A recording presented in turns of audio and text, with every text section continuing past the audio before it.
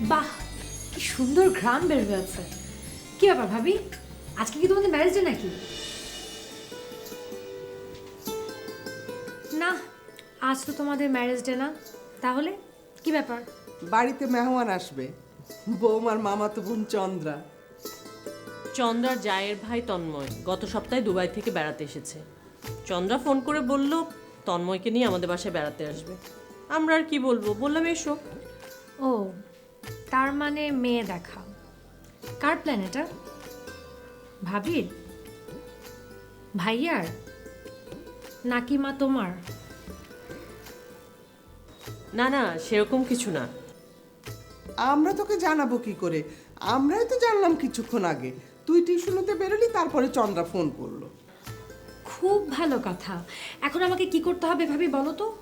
কোনের সাজে সাজবো নাকি ক্যাজুয়াল ড্রেসে? আফটার অল তোমার মামাতো বোনের জায়ের ভাই। কি হলো, চুপ করে আছো? বুঝতে পারছো না? একটা কাজ করো, যে কোনো একটা আঙুল ধরো। ধরো।